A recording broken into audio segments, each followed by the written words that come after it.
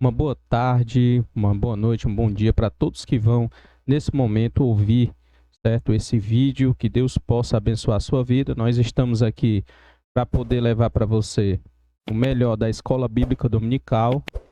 Nós vamos trazer para vocês a lição de número 14, certo? Que tem como tema Missões e a volta do Senhor Jesus. Missões e a volta do Senhor Jesus é a lição de número 14 da nossa revista Até os Confins da Terra, pregando o Evangelho a todos os povos até a volta de nosso Senhor e Salvador Jesus Cristo. E sem mais delongas, nós já vamos iniciar mais uma aula de Escola Bíblica Dominical. Esperamos que você esteja conosco até o final desse vídeo, para a glória do nome do Senhor. Então vamos lá, vamos iniciar.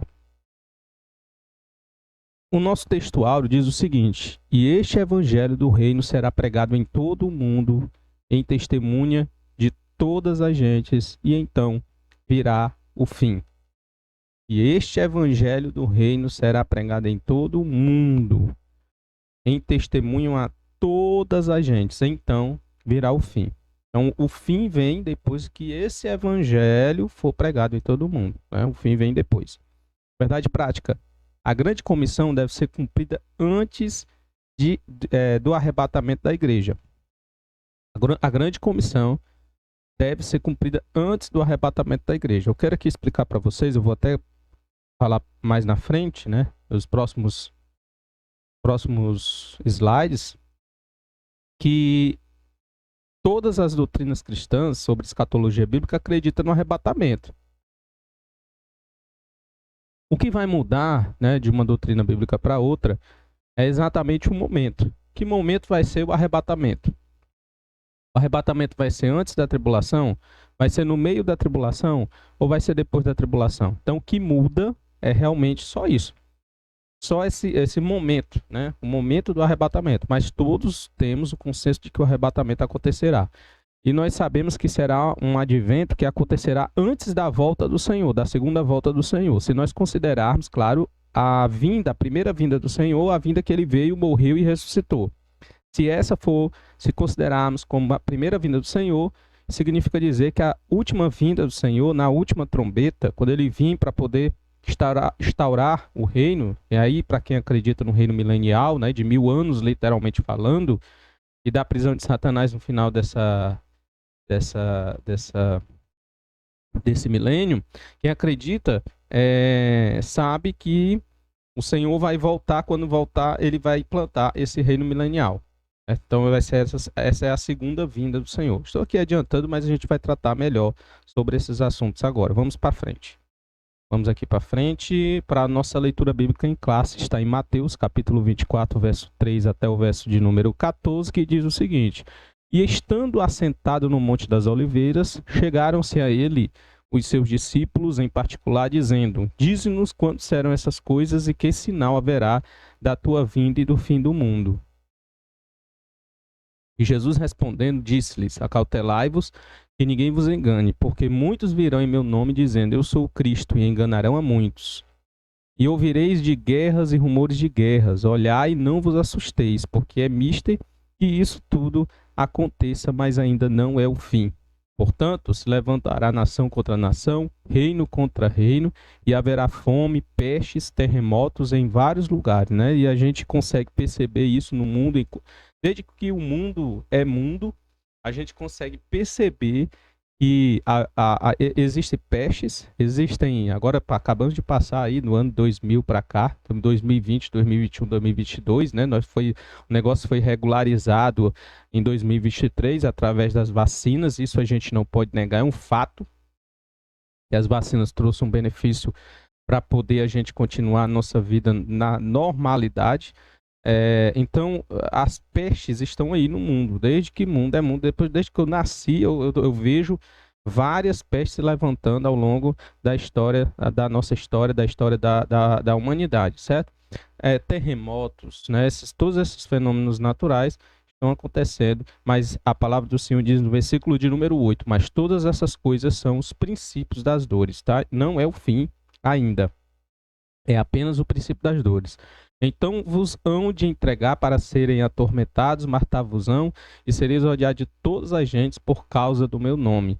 Nesse tempo muitos serão escandalizados, trair-se-ão uns aos outros, e uns aos outros se aborrecerão. E surgirão muitos falsos profetas e enganarão a muitos. E por se multiplicar a iniquidade, o amor de muitos se esfriará. Mas aquele que perseverar até o fim, esse será salvo. E este evangelho aí, que é o versículo base-chave, né, o texto áureo da nossa lição. E este evangelho do reino será pregado em todo o mundo, em testemunha a todas as gentes, então virá o fim. Ok? Então vamos aqui para frente, diz assim a nossa introdução. Nessa oportunidade, encerramos esse trimestre relacionando o trabalho missionário com uma bendita esperança da igreja, que é o quê? A volta de nosso Senhor e Salvador Jesus Cristo. Essa bendita esperança é o motor espiritual que motiva e anima todas as nossas práticas missionárias. A compreensão a respeito da iminência da vinda de nosso Senhor Jesus Cristo sempre trouxe um senso de urgência para a igreja no Novo Testamento. Então, a questão da iminência. Eles viviam na iminência de que Jesus pudesse retornar a qualquer momento. Isso é a igreja primitiva. E hoje também vivenciamos isso, né? Nós temos que colocar isso como uma verdade, né? Ou seja, a iminência é que motivava os discípulos cada vez mais a irem mais longe, pregar o evangelho a outras pessoas. A partir do momento que essa iminência acaba, esse sentimento de urgência, né, de que Jesus ele vai retornar a qualquer momento e nós precisamos, para isso, evangelizar, porque existe um texto, né, que nós acabamos de ler, inclusive, que fala que este evangelho será pregado em todo o mundo e em testemunha a todas as gentes, e então virá o fim. Como nós sabemos que existe esse versículo que a urgência da pregação do evangelho e da evangelização é necessária para que o fim também aconteça. Então a urgência ela nos motiva, ela nos leva para frente, nos leva a evangelizar, nos leva a fazer algo para o reino de Deus, tá? Então o Senhor Jesus pode voltar a qualquer momento, portanto preguemos o evangelho com urgência.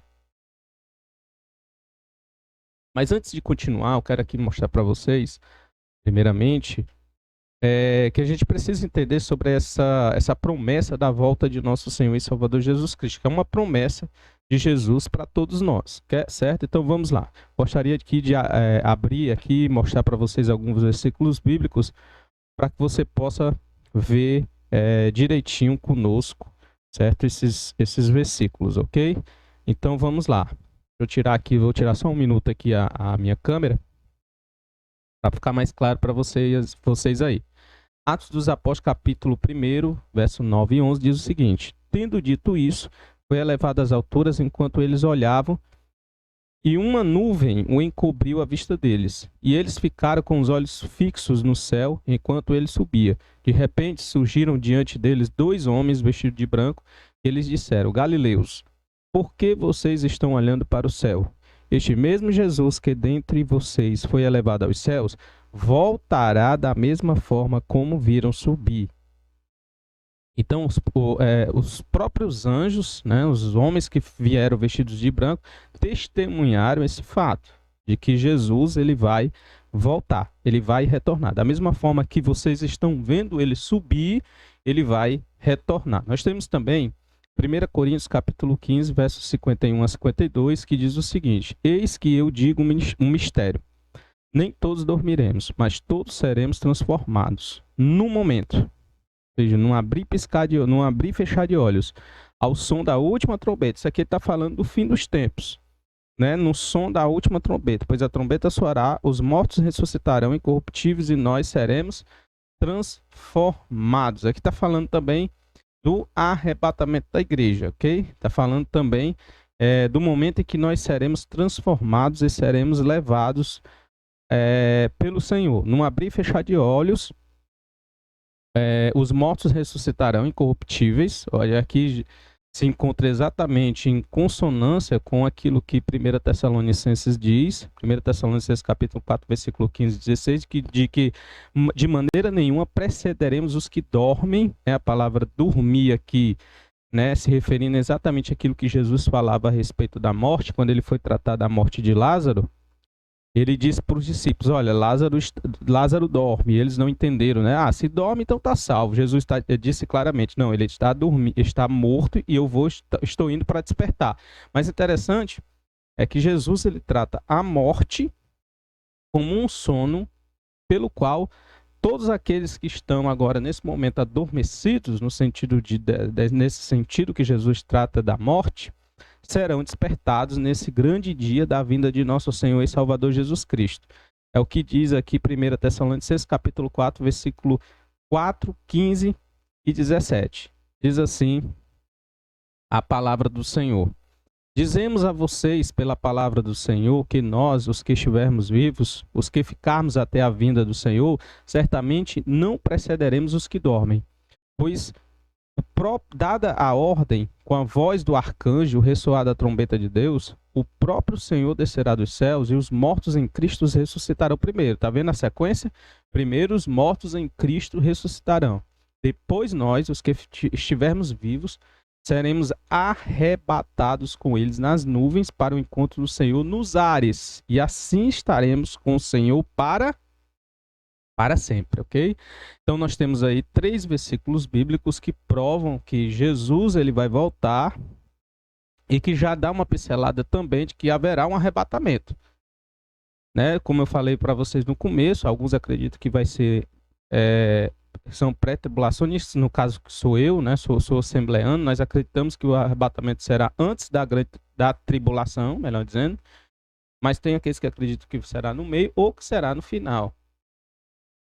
A verdade é que todos acreditam que haverá sim arrebatamento, porque o texto bíblico é claro, né? Nós seremos arrebatados com eles nas nuvens. Com eles quem? Com os mortos que ressuscitarão primeiro para poder se encontrar com Cristo nos ares. Todos nós passaremos por esse advento. Então nós temos aqui algumas observações. Acreditamos que antes da volta do Senhor, a igreja ela passará por outro advento chamado de arrebatamento da igreja, que eu falei para vocês, certo? Então nós acreditamos que a igreja ela passará por outro advento antes da vinda do Senhor Jesus Cristo, porque eu acredito que só existem 2 vindas e no meio dessas 2 vindas haverá o arrebatamento. Então acredito eu que o arrebatamento acontecerá antes da tribulação. O texto bíblico de Apocalipse capítulo 3, verso 10 diz o seguinte, que dá uma pista bastante interessante sobre esse fato que estou acabando de falar.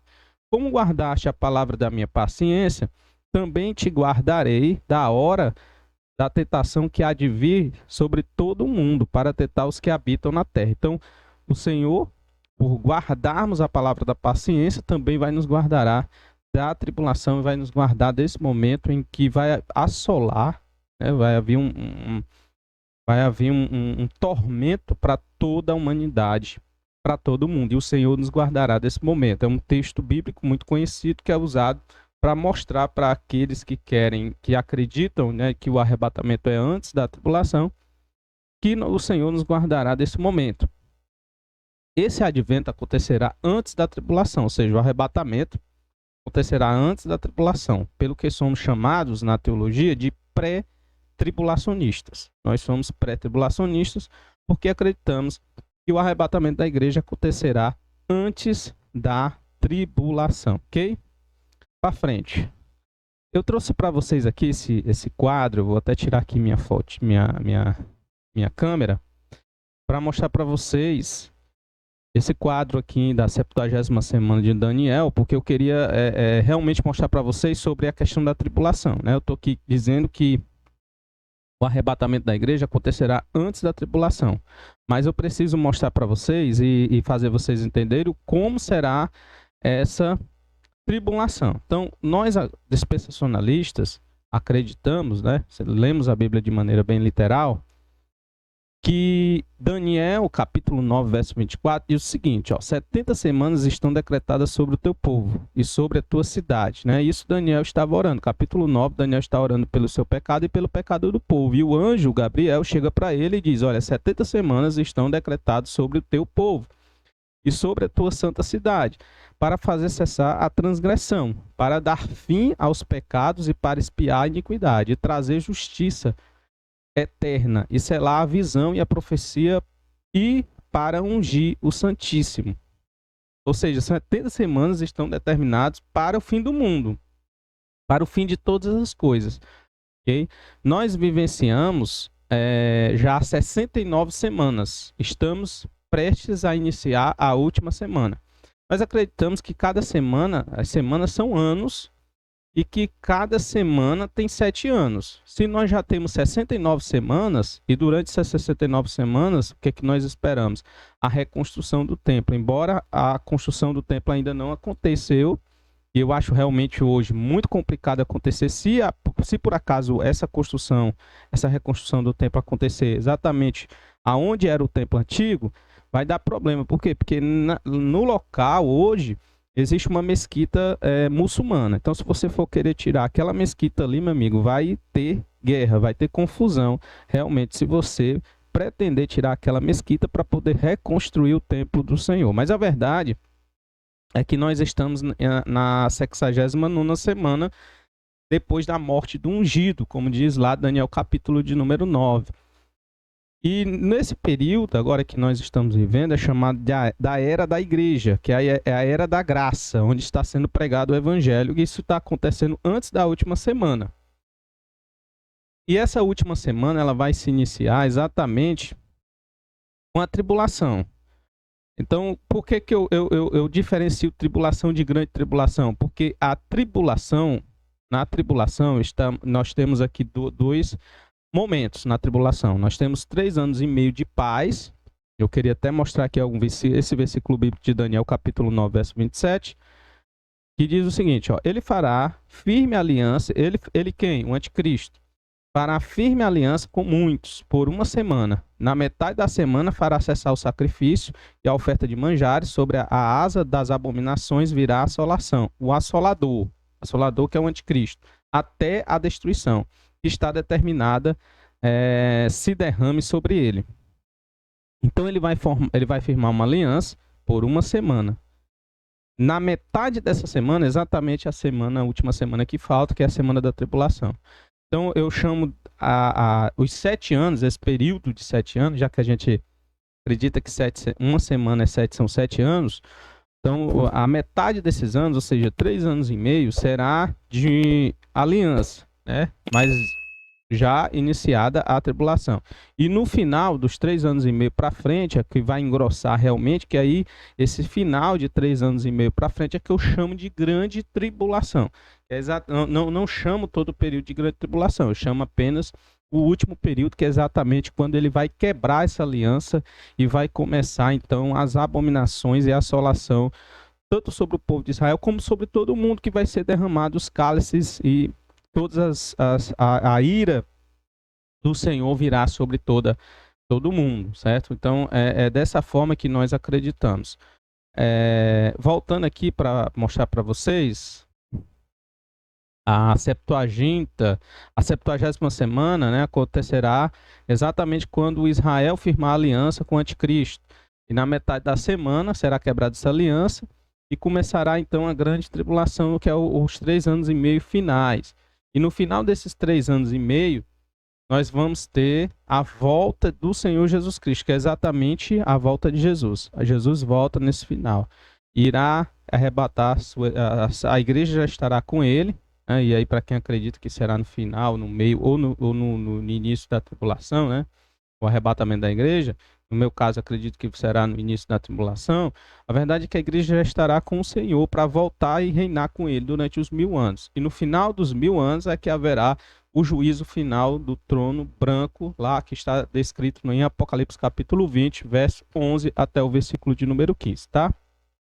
Estou aqui falando rapidamente com vocês sobre todos esses temas, sobre essas coisas, mas espero que tenha ficado um pouco mais claro para vocês aí que viram essa imagem, né, que conseguiram visualizar bastante direitinho aí sobre a questão do dispensacionalismo e como nós conseguimos, nós vemos assim de maneira linear a história da humanidade até o fim, até a volta de nosso Senhor e Salvador Jesus Cristo, o milênio e até o juízo final. Já lemos aqui, vamos para frente, agora vamos entrar mais precisamente. Eu queria só falar aqui para vocês, deixar claro, exatamente sobre a volta do Senhor, que será um advento que acontecerá no futuro, é uma escatologia bíblica. O arrebatamento da igreja, para mostrar para vocês que o arrebatamento não tem nada a ver com a volta do Senhor. O arrebatamento é um advento que acontecerá antes, e não importa qual seja o seu entendimento sobre arrebatamento, como eu falei para vocês. Todos nós acreditamos que o arrebatamento será antes da vinda de nosso Senhor, porque quando o Senhor voltar, já voltará com todos nós, ok? Também mostrar para vocês, né, que sobre o arrebatamento, sobre a volta do Senhor, para vocês entenderem por que pregar o Evangelho é tão urgente para poder todos esses acontecimentos, esses adventos escatológicos venham acontecer, porque o próprio texto bíblico que nós lemos já diz, né, que primeiramente será pregado esse evangelho em todas as nações, então depois disso tudo é que virá o fim.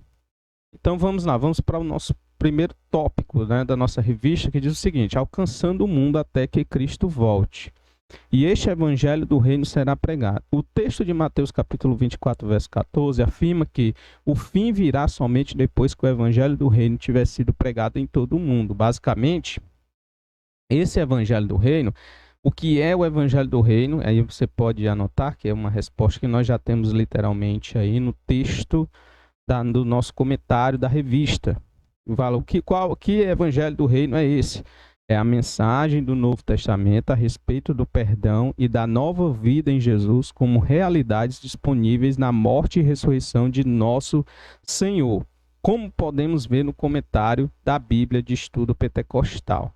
Então, o que é o Evangelho do Reino que tem que ser pregado em todo mundo?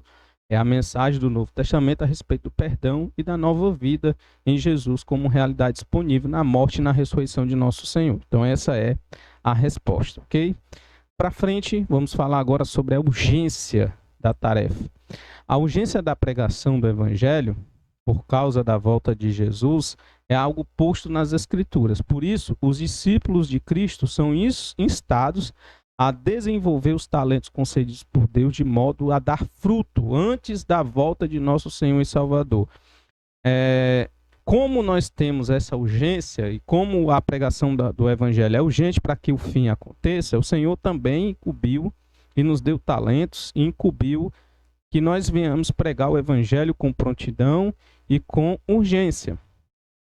E nós temos alguns textos que mostram isso, como por exemplo de Mateus capítulo 25, verso 19 e 30, que vai falar dos talentos, e o Senhor Jesus, ele deu 5 talentos para um, 2 para outro e 1 para o último, e depois ele veio conferir para saber se houve produção, né, em cima daqueles talentos que havia sido entregado para cada um dos discípulos, e aquele que havia recebido 5 granjeou mais 5, aquele que havia recebido 2, granjeou mais 2 e recebeu realmente uma palavra de ânimo, né, muito bem, servo bom e fiel, você foi fiel no pouco, eu porei sobre você sobre muito.